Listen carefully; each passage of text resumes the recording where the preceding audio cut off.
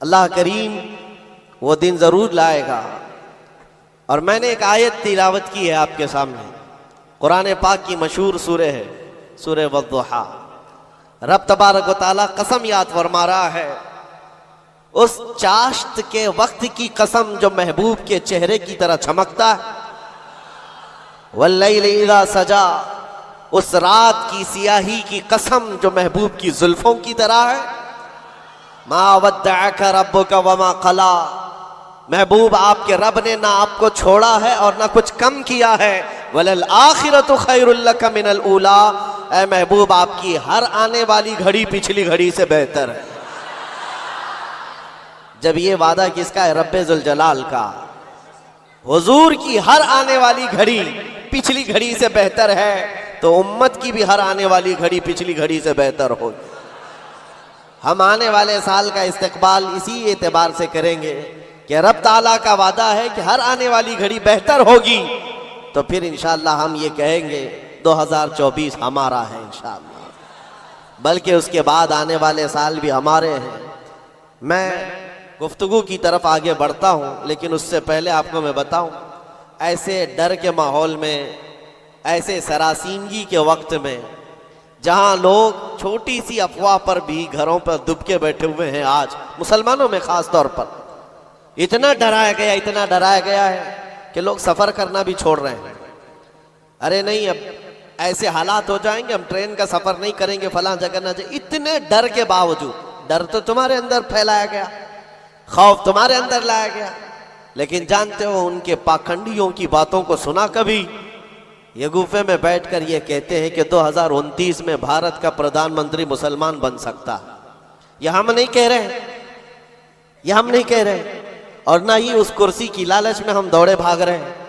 جس کے پاس آیت الکرسی ہے اسے اس کرسی کی حاجت نہیں، لیکن دلوں کا خوف یہ بتاتا ہے، ان کا ڈر یہ بتاتا ہے کہ اگلے سال آنے والے ان کے لیے ہو سکتے ہیں. اور میں دعا کرتا ہوں اللہ ان کا ڈر صحیح فرما دے. عزیزان گرامی وقار، ہر آنے والا دن تمہارے لیے بہتر ہے، لیکن شرط ہے، ایک ہی شرط ہے، کیونکہ رب تعالیٰ نے فرمایا وَلَا تَهِنُوا وَلَا تَحْزَنُوا وَأَنْتُمُ الْأَعْلَوْنَ، گھبراؤ مت، بے قرار مت ہو، تم سب سے زیادہ کامیاب رہو گے ان کنتم مؤمنین. شرط یہ ہے کہ تم میرے نبی کی غلامی میں آ جاؤ، ایمان والے ہو جاؤ، تب پھر تمہارے لیے ہر آنے والی گھڑی بہتر ہے، ہر آنے والی گھڑی پچھلی گھڑی سے بہتر ہے.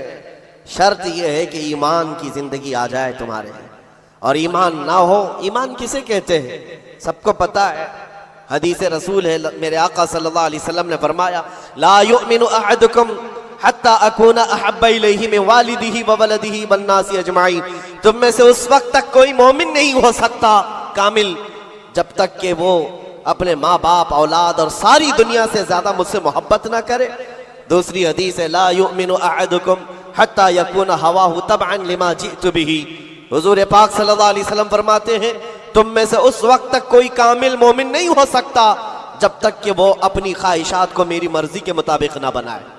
حضور کی مرضی کے مطابق جب تک تم اپنی خواہشات نہیں بناؤ گے مومن نہیں ہو سکتے، اور مومن کامل نہیں ہوگے تو پھر مدد بھی نہیں ہے. میں اس مومن کی بات کر رہا ہوں جس کو قرآن کہتا ہے کبھی قد افلح المؤمنون، ایمان والے کامیاب ہو چکے.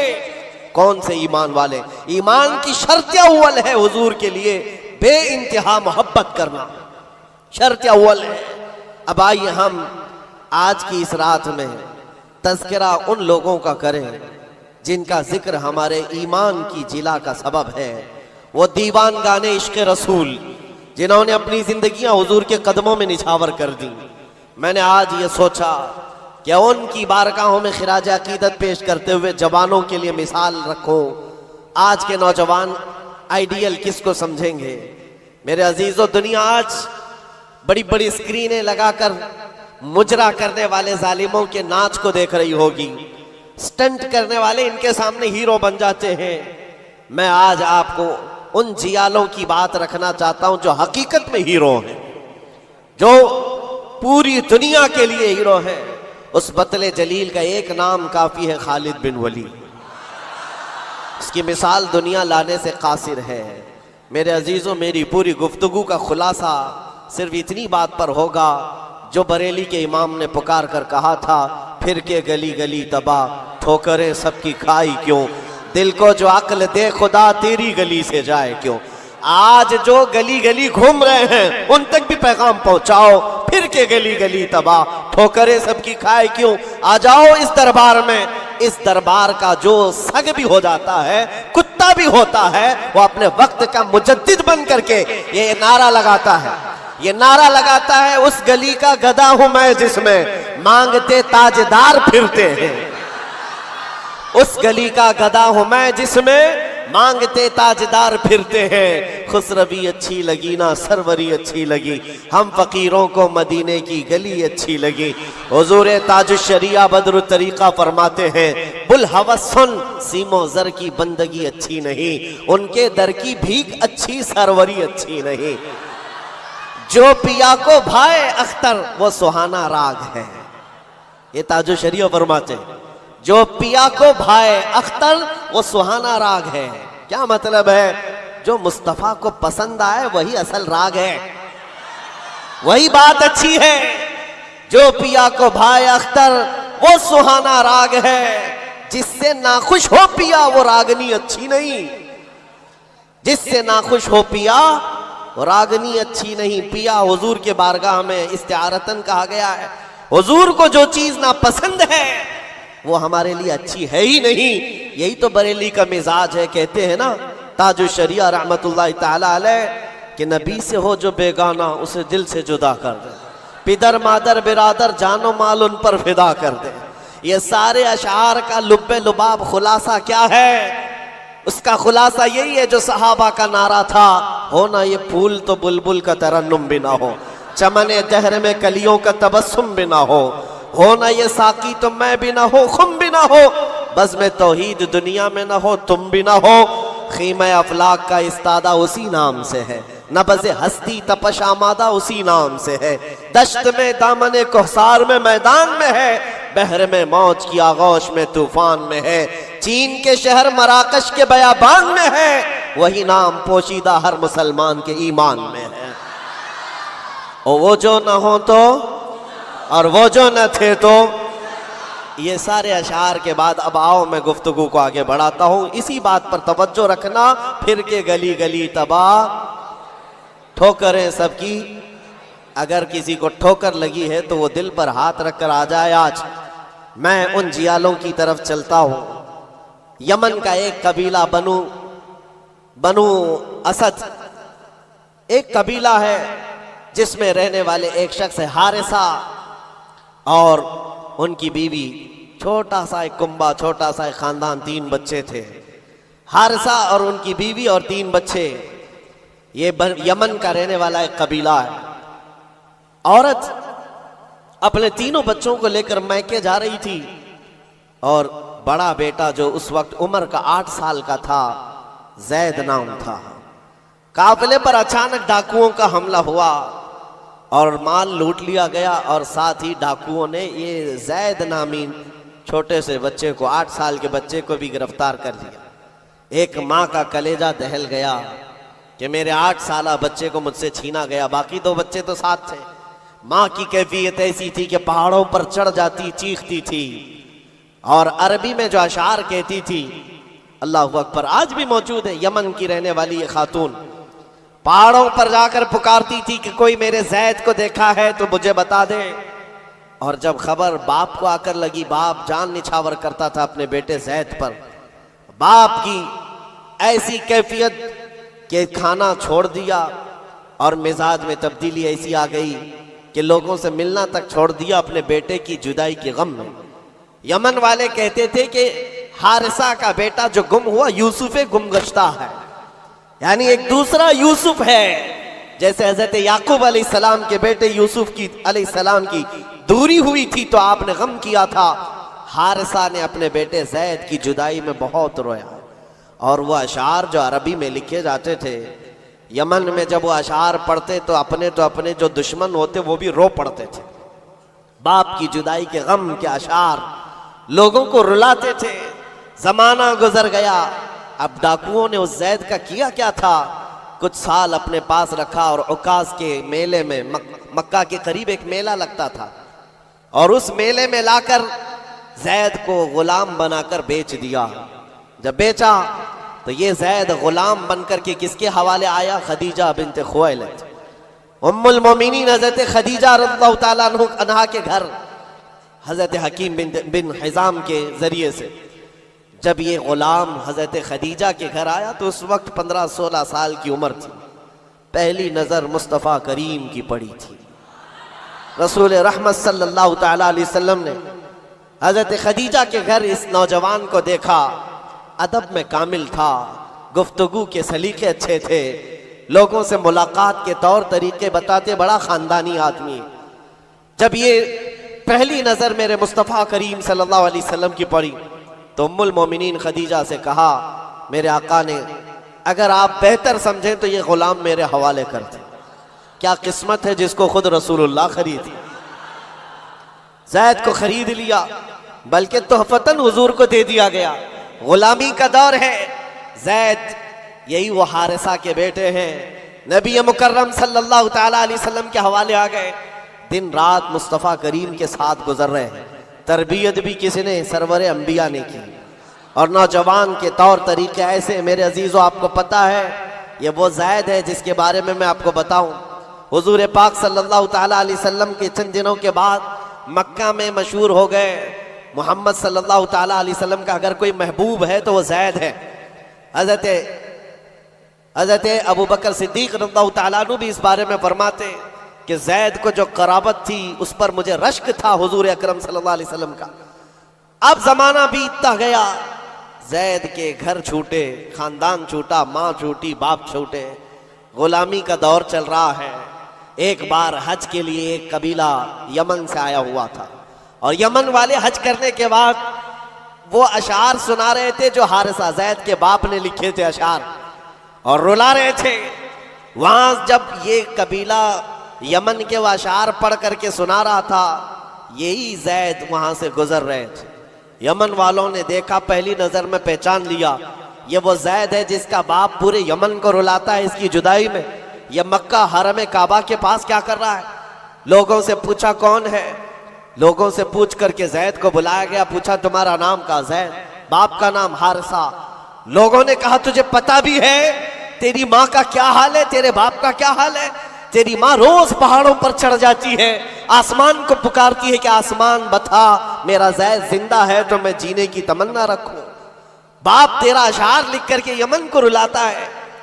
زید نے کہا کہ ہو سکتا ہے، لیکن جاؤ اگر میرے ماں باپ اس غم میں روتے ہیں تو ان کو میرا سلام کہنا اور یوں کہنا کہ انہیں گم گشتہ اونٹ کی طرح مجھے تلاش نہ کرے، اس لیے کہ ان کا زید ان کی گود سے کئی بہتر گود میں ہے. یمن والوں کو یہ جواب دے کر بھیج دیا. گم شدہ کوئی بچہ اپنے ماں باپ کی خبر پالے تو کیا ہونا چاہیے، لیکن یہاں کیفیت بدلی ہوئی ہے. یہاں کیفیت بدلی ہوئی ہے. حضور پاک صلی اللہ تعالیٰ علیہ وسلم کی اس غلامی میں دن رات گزرتے رہے، شب و روز گزرتے رہے. میرے عزیزو جس کو ہو درد کا مزہ ناز دوا اٹھائے. آپ کو میں بتاؤں، یہ قبیلہ یمن کا گیا اور جا کر کے زید کے ماں باپ سے کہا، حارثہ اور ان کی ماں سے کہا تمہارا گمشدہ بچہ مل گیا، حرم کعبہ میں ہم نے اس کو دیکھا ہے اور سنا ہے محمد نامی عرب کے ایک مشہور شخص کی غلامی میں ہے اور ان کی سخاوت بھی، دریا دلی بھی، رحم دلی بھی مشہور ہے. ماں اور باپ نے خبر پاتے ہی مہینوں کا سفر دنوں میں طے کر لیا.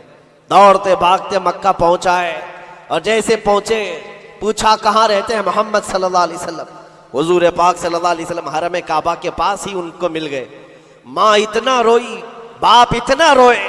حضور پاک صلی اللہ علیہ وسلم کو ان پر ترس آ گیا. پوچھا کیا بات ہے؟ کہا ہمارا بچہ گم ہوا تھا، سالوں بیت گئے، اب تک ہم نے کھانے کا مزہ نہیں چکھا اور ہم سب کی زندگی ایسی ویران سی لگتی ہے کہ اس کے بغیر زندگی میں اندھیرا ہے.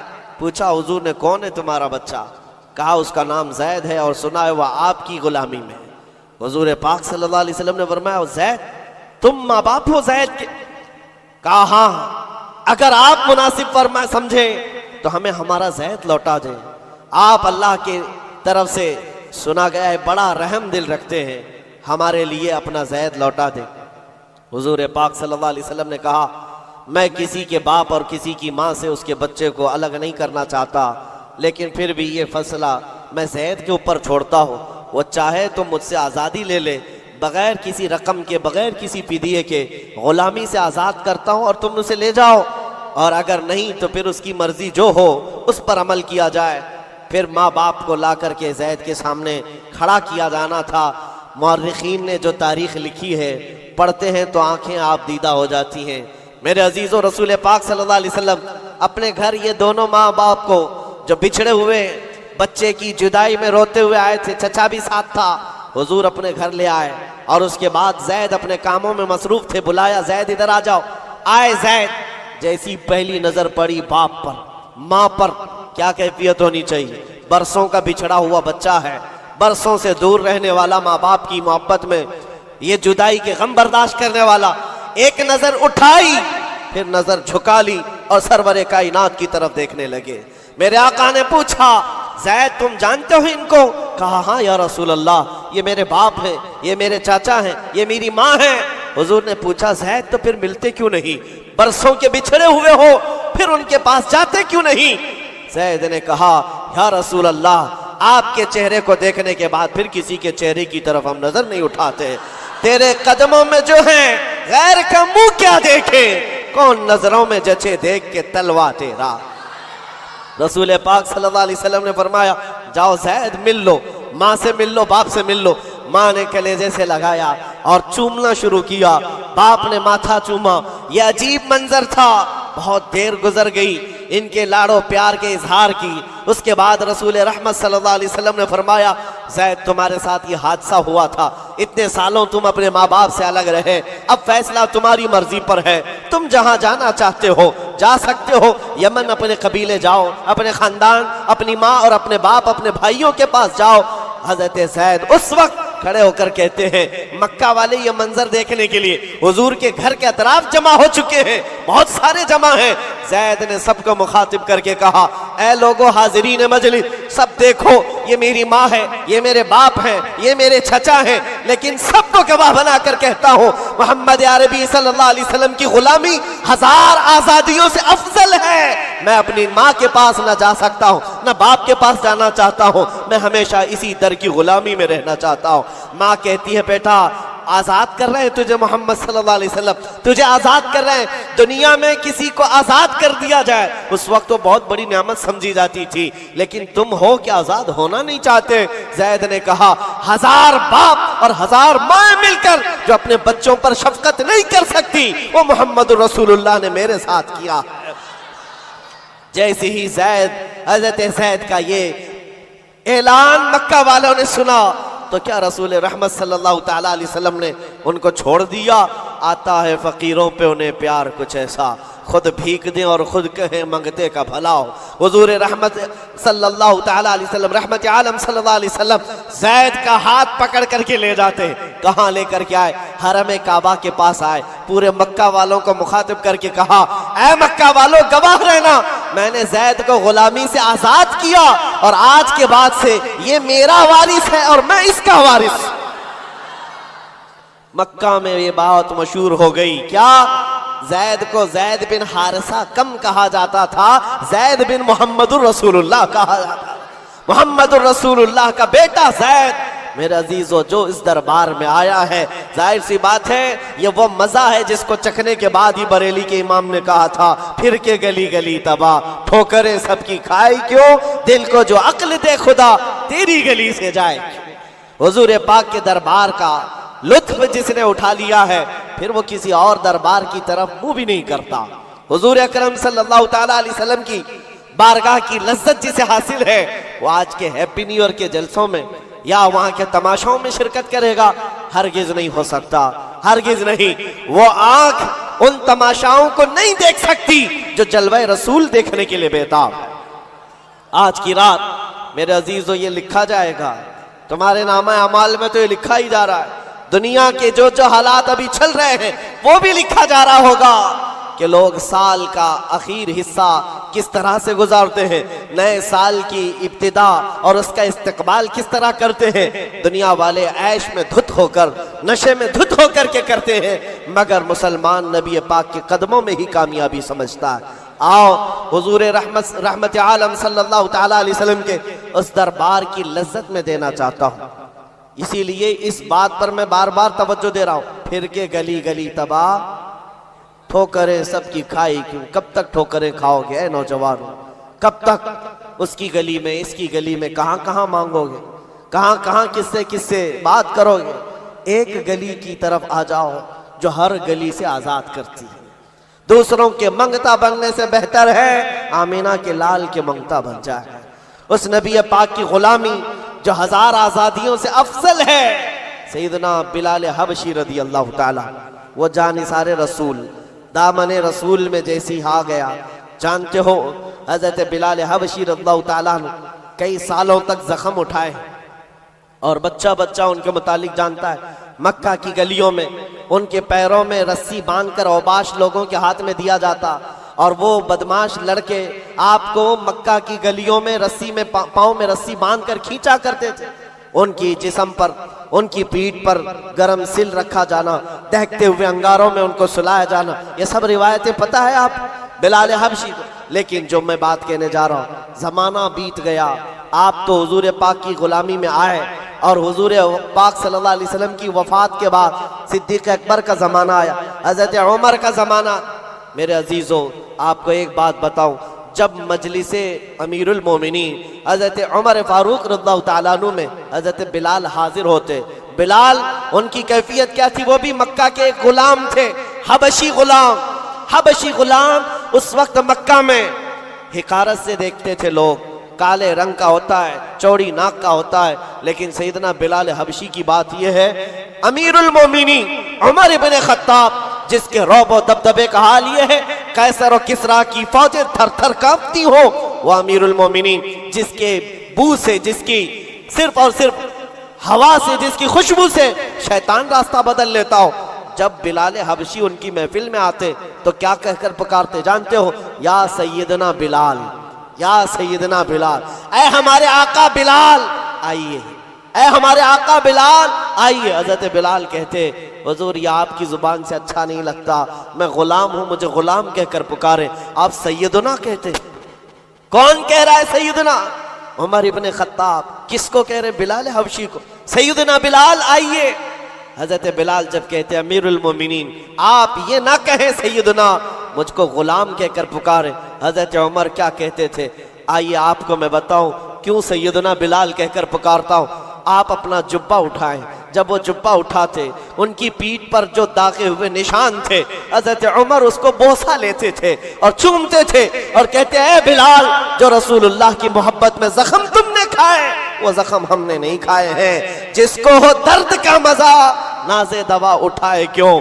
عزیزان گرامی وقار، مقام و مرتبے میں وہی بلند تھا جو دربار رسالت و آپ کا اور اس گلی کا گدھا بن کر کے پوری زندگی گزارتا رہا۔ ایک دو نہیں، کئی مثالیں آپ کو میں بتاؤں۔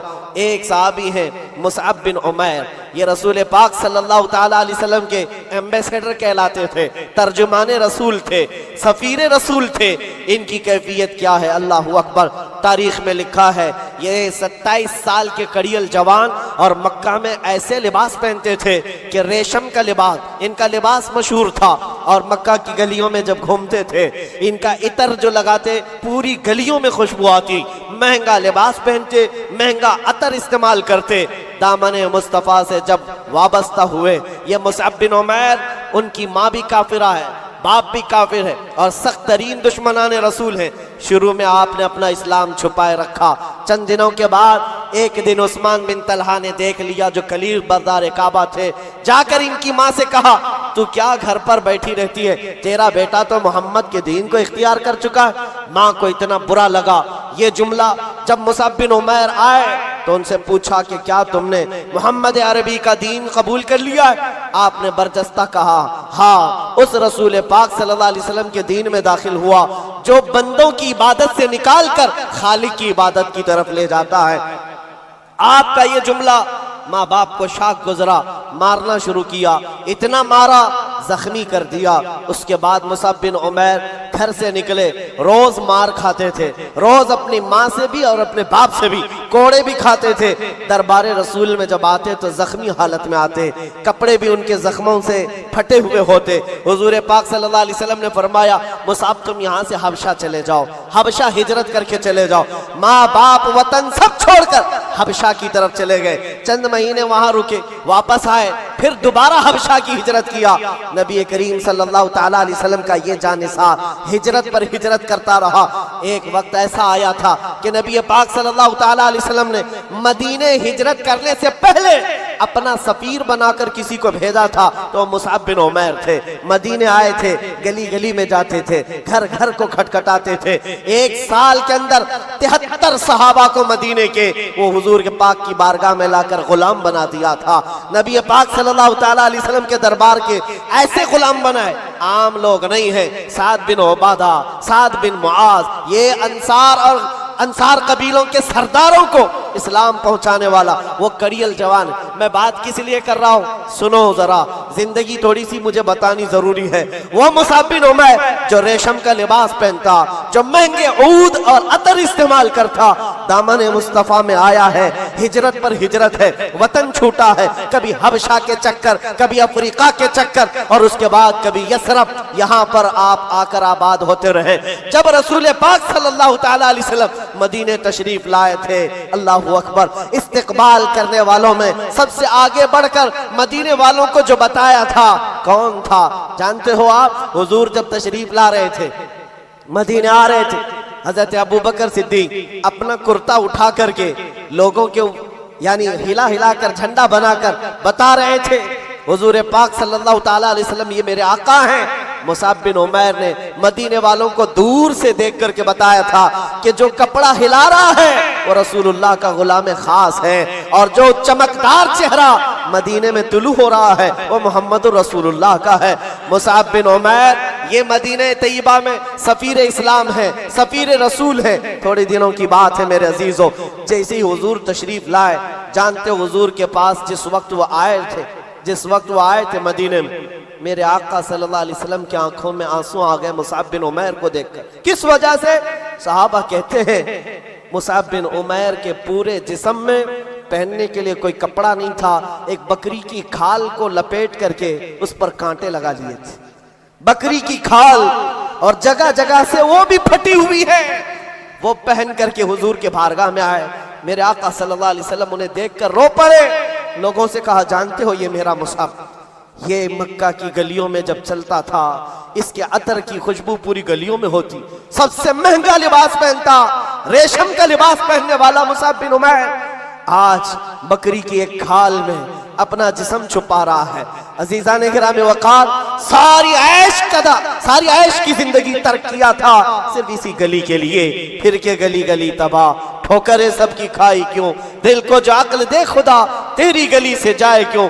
नबी रहमत सल्लल्लाहु ताला अलैहि वसल्लम ने अपनी चादर उठाकर उनको अता की थी, और उस चादर को लेकर जिंदगी भर गुजारते रहे। जब जंगे ओहद का मौका आया, बदर में शरीक रहे, ओहद में आए, सुनो उस मुसअब बिन उमैर की जिंदगी बता रहा हूं। नौजवानों, तुम्हें ऐसा लगता है जिंदगी की ऐश यही असल है? तुम आज अगर एक वक्त का खाना नहीं मिलता तो चिढ़ जाते हो, तुम्हारी पसंद के कपड़े नहीं मिलते, घर छोड़कर भाग जाते हैं। कुछ लड़कियां तो आज ये कहती है, मेरा बाप मुझे क्या दिलाता है, ये आज 6 महीने का जो उसका फ्रेंड बना है ये उसको अच्छे खासे कपड़े दिला रहा है। ये सब तो आज मेयार बना हुआ है जीने का। उस मुसअब बिन उमैर की जिंदगी सिर्फ इसलिए बता रहा हूं, ऐश व इशरत को तर्क किया था उस रसूल पाक सल्लल्लाहु ताला अलैहि वसल्लम की गुलामी में। जानते हो ओहद के मैदान में एक वक्त ऐसा आया कि शैतान ने अफवाह गरम कर दी थी कि मोहम्मद रसूलुल्लाह का इंतकाल हो गया सल्लल्लाहु अलैहि वसल्लम। माअज़ल्लाह, जैसी ये खबर फैली, सहाबा कराम की 2 जमातें हो गई। 2 जमातें कैसे? बाद सहाबा ने कहा, आप तलवार उठा करके क्या करेंगे, चलो मदीने वापस चलते हैं। हुजूर पाक सल्लल्लाहु ताला अलैहि वसल्लम का अगर इंतकाल हो गया, विसाल हो गया है, तो क्या करेंगे? कुछ तो तलवार उठाने को ये कहकर छोड़ दिए, और लेकिन दूसरी जमात ये थी जो ये कह रहे थे कि ठीक कहा तुमने, رسول پاک صلی اللہ علیہ وسلم کے پاس ان کے بعد تلوار اٹھا کر کرنا کیا ہے؟ لیکن مصعب بن عمیر کا ایک جملہ تھا جو احد کے میدان میں گونج رہا تھا، اے لوگوں یہ کیوں نہیں سوچتے رسول اللہ کے بعد جینے کا کیا مطلب ہے؟ اگر رسول اللہ نہیں ہے تو پھر جی کر کے مطلب کیا؟ اٹھاؤ تلوار۔ تو یہ چند لوگوں کی جو جماعت کی سپہ سالاری کر رہے تھے اس وقت میدان میں مصعب بن عمیر جھنڈا ہاتھ میں پکڑا تھا۔ قمیہ نام کا ایک دشمن ان کے مونڈے سے تلوار مونڈے کو کاٹ دیا، کندھے سے ہاتھ کاٹ دیا۔ جھنڈا رسول اللہ کا جس کے ہاتھ میں وہ ہاتھ کا کٹ جانا گویا کہ جھنڈا نیچے آ جائے۔ مصعب بن عمیر کا ایک ہاتھ کٹا، جھنڈا بائیں ہاتھ میں اٹھا کر کھڑے ہوئے، رسول اللہ کا جھنڈا گرنے نہیں دے رہے تھے۔ اور جب بائیں ہاتھ میں ان کا جھنڈا آیا تو وہی ظالم نے بائیں ہاتھ کو کہنی سمیت کاٹ دیا۔ جھنڈا یا تو اس ہاتھ میں ہو سکتا ہے یا اس ہاتھ میں۔ تاریخ اسلام کی سچے اور آگ کی وہاں سرگردانی کرو تو پتا چلے مصعب بن عمیر نے کٹے ہوئے بازوؤں سے اس پرچم کو پکڑا تھا، سینے میں دبا کر، اپنی ٹھوڑی کے نیچے دبا کر حضور کے پرچم کو نیچے نہیں آنے دینا چاہتے۔ جس کے ادھر کا بازو کٹ گیا ہو، ادھر کا ہاتھ کٹ گیا ہو، کٹے ہوئے ہاتھوں سے۔ اور اسی احد کے میدان میں ظالموں نے جب دیکھا کہ یہ جھنڈا نیچے آنے نہیں دیتا، سینے پر بہت تیز بھالا مارا، نیزہ مارا۔ اس وقت آپ نے پکار کر کہا احد کے میدان میں، یہ نہیں کہ لوگوں میرا ہاتھ کٹ گیا، لوگوں میرا بازو کٹ گیا، لوگوں میرے سینے پر دشمنوں نے نیزہ مارا، نہیں، احد کے میدان میں مصعب بن عمیر پکار رہے تھے میرا کوئی ساتھی قریب ہے تو آ جائے، مجھے نہ سنبھالے رسول اللہ کا جھنڈا سنبھال ہے، میں اسے آخری سانس تک نیچے آنے نہیں دینا چاہتا۔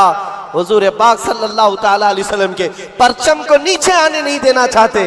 ان کے بھائی تھے، انہوں نے اٹھا لیا۔ حضرت مصعب بن عمیر احد کے میدان میں شہید ہو گئے۔ جانتے ہو رسول پاک صلی اللہ علیہ وسلم ساری لاشوں کو جب جمع کر رہے تھے، مصعب بن عمیر کے پاس آئے اور پھر کہا اے مصعب بن عمیر، وہ سفیر اسلام ہے، رسول اللہ کا ترجمان ہے، من المؤمنین رجال صدقوا ما عاہدوا اللہ علیہ، مومنین میں سے کچھ لوگ وہ ہیں جنہوں نے اللہ سے کیا ہوا وعدہ پورا کر دیا ہے۔ اور اس کے بعد ان کے دفن کا طریقہ بھی ہے۔ اللہ اکبر۔ رسول پاک صلی اللہ علیہ وسلم نے فرمایا ان کو دفن کرو، ان کو دفن کرو۔ جب ان کو دفن کرنے کی بات آئی تو آپ کا جسم چھپانے کے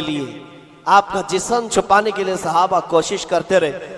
جب ان کا سر چھپایا جاتا تو نیچے سے کھل جاتا، اور جب نیچے کا حصہ چھپاتے تو سر کا حصہ کھل جاتا۔ کپڑا اتنا نہیں تھا آپ کے پاس، کپڑا اتنا نہیں تھا۔ نبی پاک صلی اللہ تعالیٰ علیہ وسلم کے پاس صحابہ نے کہا اتنا ہی کپڑا مصعب کے پاس رہ گیا۔ حضور پاک صلی اللہ علیہ وسلم نے فرمایا مصعب کے پاس ایک چھوٹا ٹکڑا ہے، وہ دنیا سے ایک چھوٹا ٹکڑا لیے جا رہا ہے اور ساتھ میں رسول اللہ کو لیے جا رہا ہے، محمد الرسول اللہ کو ساتھ لیے جا رہا ہے۔ اس گھر گھاس ان کے قدموں پر رکھ کر دفن کیا گیا۔ پھر میں کہتا ہوں میرے عزیزوں، وہ کون سے جوان تھے جنہوں نے اپنی زندگی کو نچھاور کر دیا تھا ان قدموں میں، عیش و عشرت کو ترک کر دیا تھا، ان کے مہنگے لباس، ان کی مہنگی خوشبوئیں، ساری چیزیں دربار رسالت میں وقف ہو گئی تھیں صرف نبی پاک صلی اللہ علیہ وسلم کی رضا کے لیے۔ آج آپ سے ہم یہ نہیں کہتے کہ حلال چیزیں چھوڑ دو، پہننا چھوڑ دو، اوڑھنا چھوڑ دو، نہیں، کم از کم حضور پاک کے اگر غلام ہو تو حرام چیزوں کو تو چھوڑ سکتے ہو۔ لباس اچھا پہنو، خوشبو استعمال کرو، اس کی ممانعت نہیں ہے، لیکن اے نوجوانوں اگر حضور کی غلامی کا دعویٰ کرتے ہو تو ہم چاہتے ہیں تمہارے کان پھر یہ گندے نغمے کیوں سنتے ہیں؟ یہ گالیاں تمہاری زبانوں سے نکلتی کیسے ہیں؟ یہ تم آوارہ گردی میں اپنی آنکھیں بہکاتے کیسے ہو؟ تمہارے یہ جسم کا ہر عضو گناہوں کی غمازی کیوں کر رہا ہے؟ نبی رحمت صلی اللہ علیہ وسلم کے غلام ہو تو پھر آؤ میرے عزیزوں، اس دربار کی غلامی کی لذت جسے مل جائے۔ اللہ اکبر۔ میں سچ کہتا ہوں، اقبال نے ایک جملہ کہا تھا، اقبال کے اشعار بہت معنی خیز ہے۔ کہا تھا کہ یہ غازی یہ تیرے پر اسرار بندے جنہیں تو نے بخشا ہے ذوق خدائی، دو نیم ان کی ٹھوکر میں دریا و صحرا، سمٹ کر پہاڑ ان کی ہیبت سے رائی۔ اور پھر اقبال جو کہتا ہے دو عالم سے کرتی ہے بیگانہ دل کو، عجب چیز ہے لذت آشنائی، دو عالم سے کرتی ہے بیگانہ دل کو، عجب چیز ہے لذت آشنائی، جس کو حضور پاک کی آشنائی کی لذت ملی ہے پوری دنیا سے اسے بے خبر کر دیتے. میں اب سال کی ابتدا ہو گئی، ان جانثاروں کی بات میں کر رہا ہوں جنہوں نے رسول پاک صلی اللہ علیہ وسلم کی غلامی کی لذت محسوس کی ہے. احد کے میدان میں جانے سے پہلے دو گہرے یار، بہت گہرے دوست کیا دعا کر رہے ہیں بتاؤں آپ؟ سعد ابن ابی وقاص، عبداللہ بن جہش، یہ دو نام یاد رکھنا ہے نوجوانوں، جن کو کہتے ہیں نا جگری یار، اٹھنا بیٹھنا ساتھ میں، کھانا پینا ساتھ میں، رات کو چلنا پھرنا ساتھ میں، کہیں کچھ مشورے کرنا ہو ساتھ میں. سعد ابن ابی وقاص اور عبداللہ بن جہش، ان دونوں کی دوستی بڑی مشہور تھی، بہت مشہور تھی. لیکن احد کے میدان میں جانے سے پہلے اللہ اکبر دعا کیا کر رہے ہیں سنو. دونوں آئے، مصلی بچھائے، رات کا وقت ہے. سعد ابن ابی وقاص کہتے ہیں میرے بھائی عبداللہ میں دعا کروں گا تم آمین کہنا. عبداللہ بن جہش کہتے ہیں ٹھیک ہے میں بھی دعا کروں گا تم آمین کہنا.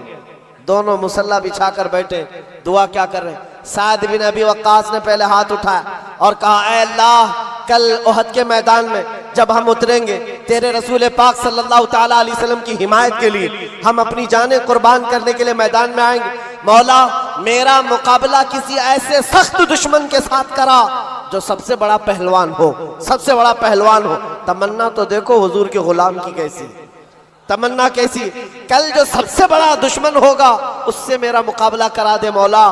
پھر کیا کرے گا؟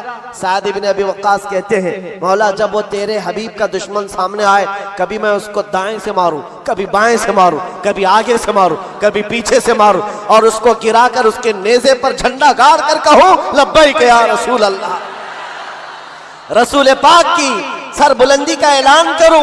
یہ دعا تو دیکھیں دعائیں کیسی کیسی ہیں علماء کی. تمنا یہ نہیں ہے حالات کچھ ہو گئے تو میں چھپ کر کے کہیں پناہ لے لوں گا. جنگ کے حالات میرے عزیزوں کرکٹ کا میدان نہیں ہے، سر ہتھیلی میں لیے جانے کا منظر ہوتا ہے، جان لے کر جاتے ہیں. لیکن تمنا بھی کیا ہے، چھوٹے سپاہی سے لڑنے کا نہیں ہے، چھٹ پٹ وارداتیں نہیں ہیں. سعد بن ابی وقاص کہتے ہیں سب سے بڑا پہلوان جو ہوگا میرا اس سے مقابلہ ہو جائے. دعا کر کے ان کے دوست جگری دوست ہیں عبداللہ بن جہش آمین کہہ رہے، آمین کہہ رہے. اب سنو جب ان کی دعا ختم ہو گئی عبداللہ بن جہش کہتے اے سعد اب میں دعا کرتا ہوں تم آمین کہو. اللہ اللہ دعائیں کیسی، جانثاران رسول. عبداللہ بن جہش ہاتھ اٹھاتے اور کہتے ہیں بارگاہ رب العزت میں مولا کریم جب کل کی صبح تیرے رسول کے ساتھ ہم میدان میں جائیں، اے رب ذوالجلال اسلام کی سربلندی کے لیے، تیرے نبی کے ناموس کی حفاظت کے لیے لڑنے کے لیے جب میں میدان میں آؤں تو کیا ہو مولا دشمنوں سے میرا مقابلہ ہو جائے اور دشمنوں کی صفوں میں گھر جاؤں. کبھی دشمن مجھے سامنے سے مارے، کبھی پیچھے سے مارے، کبھی دائیں سے مارے، کبھی بائیں سے مارے، اور مجھے مار مار کر ٹکڑے کرے، اور پھر میرے ہر ٹکڑے سے آواز آئے تیرا رسول سر بلند ہے، اسلام سر بلند ہے. دعا ان کی یہ ہے. سعد ابن ابی وقاص آمین کہہ رہے ہیں. ایک بڑے دشمن سے مقابلہ کرنے کی دعا کر رہا ہے اور دوسرا محبت مصطفیٰ میں زخم کھا کھا کر مرنے کی دعا کر رہا ہے. صبح ہوئی، احد کے میدان میں جب پہنچے عزیزان گرامی وقار، بات ایسی تھی سعد ابن ابی وقاص سب میں سب سے پہلے آگے آئے تھے. اس وقت دشمنوں میں سے جو اس وقت سب سے بڑا پہلوان تھا سعد ابن ابی وقاص کے سامنے آیا، جس کو کہا جاتا تھا 1000 انسانوں کی طاقت رکھتا ہے. سعد ابن ابی وقاص اس کو دیکھتے ہی کہتے ہیں تو نہیں آیا، میرے رب نے بھیجا ہے، اس لیے کہ رات کو میں نے دعا کی تھی جو تمہارا سب سے بڑا پہلوان ہوگا میں اس سے مقابلہ کروں گا. سعد ابن ابی وقاص نے دعا کی تھی، مولا نے سامنا کرا دیا. اب شروع ہو گئے تیر چلنا اور نیزے چلنا. سعد ابن ابی وقاص کے تیر ایسے تیر تھے، کبھی سامنے سے جاتے، کبھی دائیں سے، کبھی بائیں سے، بجلیوں کی طرح آواز کرتے، اس دشمن کے سینے میں پیوست ہوتے. جانتے ہو یہ سعد ابن ابی وقاص کون ہے؟ تیر چلاتے تھے تو پیچھے سے رسول اللہ آواز دیتے تھے ابی انت و امی ارمی یا سعد، اے سعد تیرے تیر چلا، تجھ پر میرے ماں باپ قربان. تنہا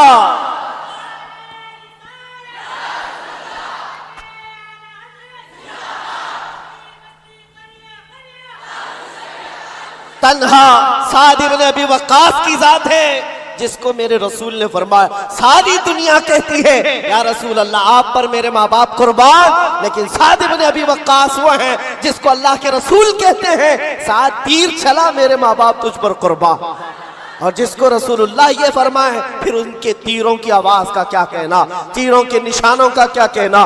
جب سنگ سنگ چلتے تھے دشمن کے خیمے میں کھلبلی مچ گئی، تھوڑی ہی دیر گزری تھی، ان کے سامنے آیا ہوا دشمن ایسا گرا کہ اس کے جسم پر سعد ابن ابی وقاص کے لگائے ہوئے نشان موجود تھے۔ پھر آئے اپنے خدا سے کیے ہوئے دعا کے مطابق دائیں سے بھی مارا، بائیں سے بھی مارا، آگے سے پیچھے سے، پھر سینے میں جھنڈا گاڑ کر کہا رہے گا یوں ہی ان کا چرچا رہے گا، رہے گا یوں ہی ان کا چرچا رہے گا، پڑے خاک ہو جائیں چل جانے والے، مٹ گئے مٹتے ہیں مٹ جائیں گے آدھا تیرے، نہ مٹا ہے نہ مٹے گا کبھی تو گھٹائے سے کسی کے، یا رسول اللہ نہ گھٹا ہے نہ گھٹے گا جب بڑھائے تجھے اللہ تعالیٰ تیرا۔ سعد ابن ابی وقاص کی دعا تو قبول ہو گئی اور آپ نے رحمان کا شکر ادا کیا۔ جنگ کا میدان ہے اور گہما گہمی ہے، گھمسان کی جنگ ہوتی ہے، کون کہاں ہے کس کو خبر ہے، لیکن جگری دوست تھے عبداللہ بن جہش کی یاری ان کے ساتھ بڑی مشہور ہے۔ جیسے ہی شام ہو رہی تھی ڈھونڈنے لگے میرا جگری یار دکھتا نہیں، عبداللہ بن جہش کہاں ہے؟ میرے عزیزوں صحابہ نے بتایا سعد بن ابی وقاص کو کہ افسوس ہے تمہارے عبداللہ بن جہش کی شہادت ہو گئی۔ پوچھا کیسے؟ کہا وہ جب لوگوں میں مشہور ہو گئی تھی افواہ کہ رسول اللہ کا قتل ہو گیا، عبداللہ بن جہش نے ادھر ادھر کچھ نہیں دیکھا، دشمنوں کے نرغے میں دوڑتے ہوئے چلے گئے اور ایسے اندھا دھند ان سے لڑتے رہے، نہ وہ پیچھے کی طرف دیکھتے نہ کدھر، نہ ادھر نہ ادھر۔ دشمنوں نے گھیر لیا عبداللہ بن جہش کو، دائیں سے مار رہے تھے، بائیں سے مار رہے تھے، سامنے سے مار رہے تھے، پیچھے سے مار رہے تھے۔ عبداللہ بن جہش کے جسم کے 80 ٹکڑے کر دیے گئے تھے اور ایک ایک ٹکڑے کو رسیوں میں پیرو کر کافروں نے ہار بنا کر پہن لیا تھا۔ یہ عبداللہ بن جہش کے ساتھ ہوا۔ سعد ابن ابی وقاص نے خبر سنی، آپ دیدہ ہو گئے، کہا اے لوگوں رب ذوالجلال کی اس محبت پر قربان، اس نے کل میری بھی سن لی، میرے دوست کی بھی سن لی، اس کی بھی دعا قبول، میری بھی دعا قبول۔ سنو جو کہنا ہے میرے عزیزوں، اس واقعے سے مجھے کہنا کیا تھا۔ سعد ابن ابی وقاص اپنے جگری دوست کی لاش کو دیکھنے آئے، لاش کہاں ہے؟ ٹکڑوں میں بدل گئی، جسم کے ٹکڑے میدان میں بکھرے ہوئے ہیں۔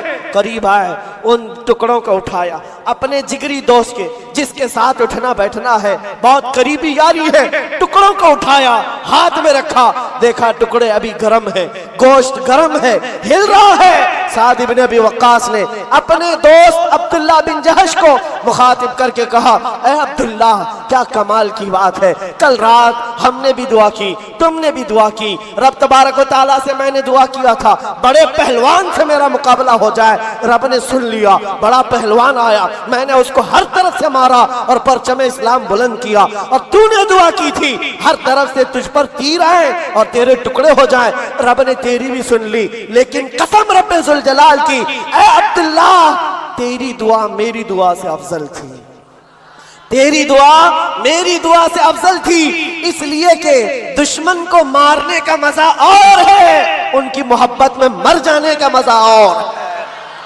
پھر کے گلی گلی تباہ، ٹھوکریں سب کی کھائی کیوں، دل کو جو عقل دے خدا تیری گلی سے جائے کیوں۔